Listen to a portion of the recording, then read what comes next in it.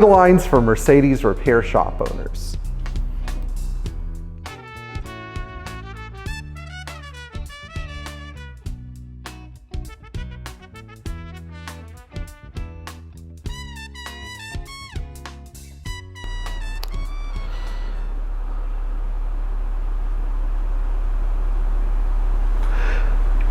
So occasionally I will make a video to address a very small contingent of my viewers, like I did with the 190SL Solex carburetors, or I did when I discussed rear axle ratios for 280SLs. And so today I'm going to make a video that talks about guidelines for people who own Mercedes repair shops or repair shops in general.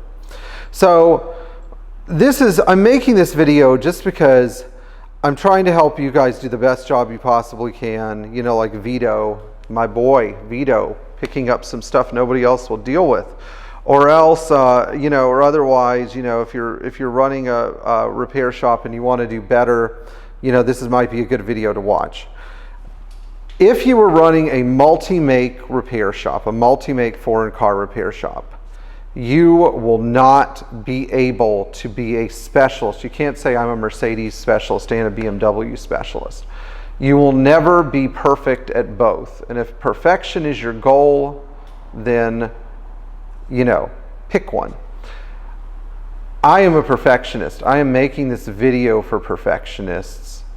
And also I am addressing a real problem where people masquerading as specialists actually are not specialists, because these cars are so special and so unique that they deserve a dedicated specialist. Now, what does a good Mercedes repair shop have? Well, you're going to have all the tools you need, whether it's an SDS system or a pre-chamber puller, but you're going to have real tools, not Kent Bergsma tools, real tools.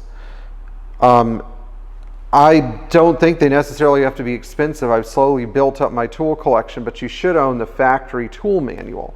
Second of all, you should have a good factory service literature collection. If you're running a shop, you know, budget some money to buy factory service literature. You don't have to buy it all at once. Just make this a goal.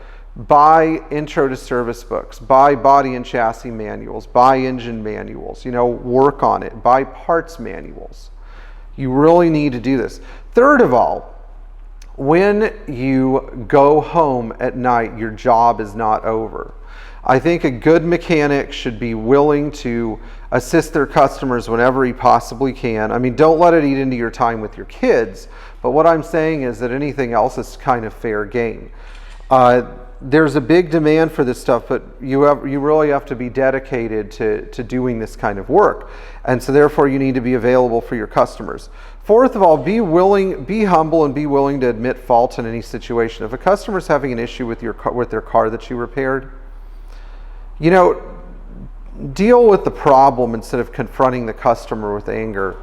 Be always open and willing to improve yourself, because you know, sometimes even I find myself getting caught up in my own ego, and then I realize, what am I accomplishing with this? Absolutely nothing. So humility, willingness to help, willingness to go back and revisit problems, eagerness to address your customers' problems, all of this makes you kind of a superstar in Mercedes world.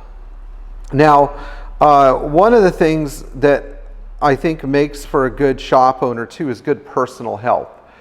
If you're running a repair shop, try not to eat junk food, don't smoke, don't drink excessively. You know, try to avoid partaking in any vices. I say don't drink excessively because it's easier to trust a mechanic who doesn't drink, a mechanic who doesn't use recreational drugs, or at least doesn't let their customers know, a mechanic who has good personal habits. For example, somebody who's up early, like somebody who's functional by 7 o'clock at night. You know, a person who tries to enjoy some form of leisure, like going to the gym or playing a sport, so they keep their body healthy.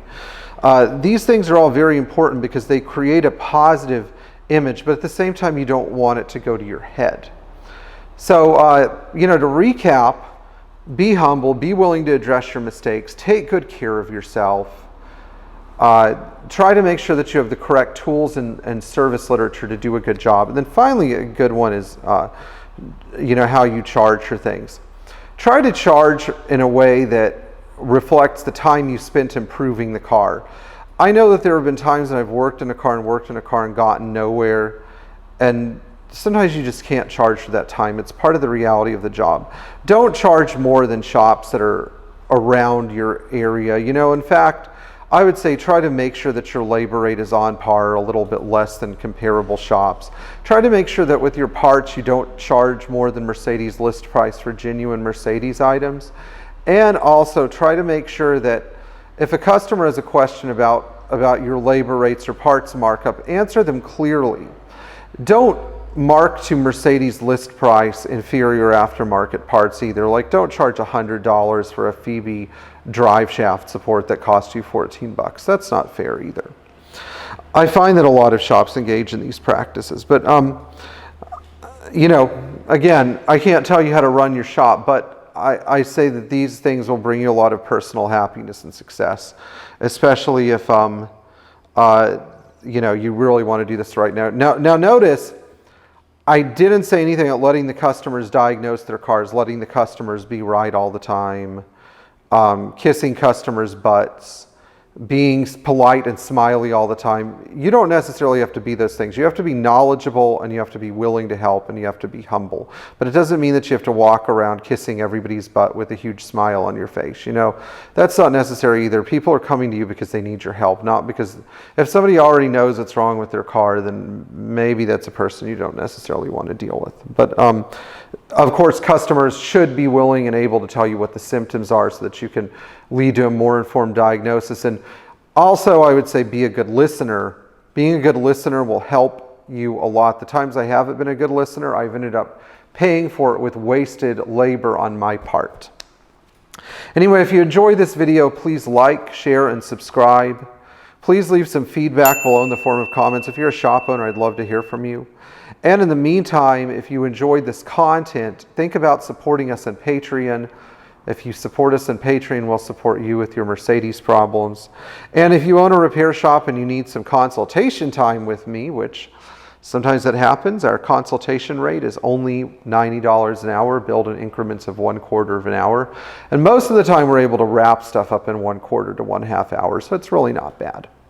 Anyway, in the meantime, also, enjoy driving your Mercedes Benz, and remember, you are your best mechanic. You can learn to do anything that a mechanic can do if you've got the time and energy and mental power to put into it. Thank you for watching, and always be the best Mercedes owner or mechanic you can be.